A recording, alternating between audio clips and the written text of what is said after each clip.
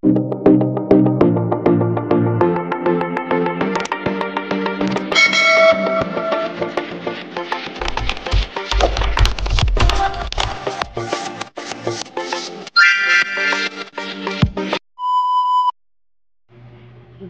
ka ba? Lalo na ngayong paparating ang Pasko. Gusto mo bang magkakabayad ka ng inyong pagkakautang? Gusto nyo ba na maraming blessings ang darating sa inyo? Gusto mo ba na dadagsain ka ng biyaya ngayong darating na Pasko?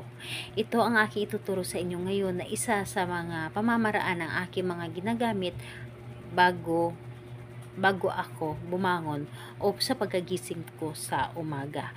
Hello mga guys, kumusta kayo? Panibagong araw, panibagong video na naman tayo, and sa araw na ito ay isa na namang video ang aking ituturo sa inyo, simpleng gabay o simpleng pamamaraan na makakatulong sa atin. At bago ang lahat, gusto ko lang mag-disclaimer sa mga taong hindi naniniwala at hindi gusto ang mga kagaya nitong video.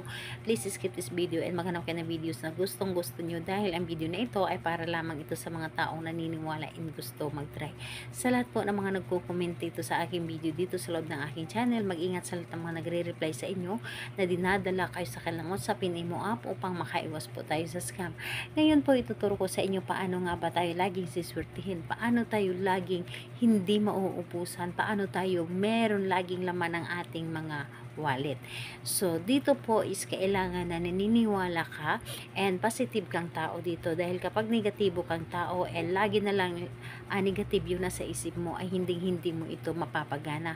Dapat po ay positive ka, yung tipong sobrang magaan sa inyong puso kapag ito ay inyong ginawa. So, dito is wala tayong ibang gagamitin kundi sarili lamang natin. Sarili lamang natin ang ating dapat na ihanda dito. Kailangan na bukal sa inyong kalooban ang paggawa nito, and ayun, handa mong tanggapin ang lahat ng mga biyaya para sa iyo. So, ganito ang inyong gagawin bago ka bumangon sa umaga or pagkagising mo sa umaga. Syempre, positive pa yung nasa isip natin, wala pa tayong mga ibang iniisip dahil bagong gising lamang tayo. So, ang gagawin mo, itong dalawang palad mo ay ilagay mo sa iyong dibdib habang nakahiga ka pa lamang. Ilagay mo sa iyong dibdib at ramdamin mo ang presensya mo o ramdamin mo ang mga biyaya, ramdamin mo ang swerte sa araw-araw. At saka mo ipikit ang iyong mga mata at sabihin mo, handa na akong tanggapin, handa na akong swertihin, handa na akong hindi maubusan, handa na akong laging mayroong laman ang aking wallet. So, i-claim mo sa iyong sarili, i-claim mo na ito ay mangyayari, i-claim mo na laging biyaya or laging mayroong biyaya ang darating sa iyo, i-claim mo na lagi kang suswertihin at hindi ka mauubusan, lalo na ngayong darating na Pasko. So, gawin mo ito every 3 days. So, kapag ginawa mo ngayon, hindi mo na gawin bukas, pangalawa, at pangatlo, tsaka mo ito siya gawin pagkagising mo sa umaga. So, i-claim mo, lagi ka nang susurtin.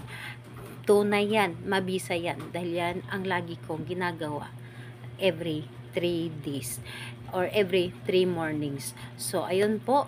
Salamat po sa inyo. Bye-bye everyone. God bless us all.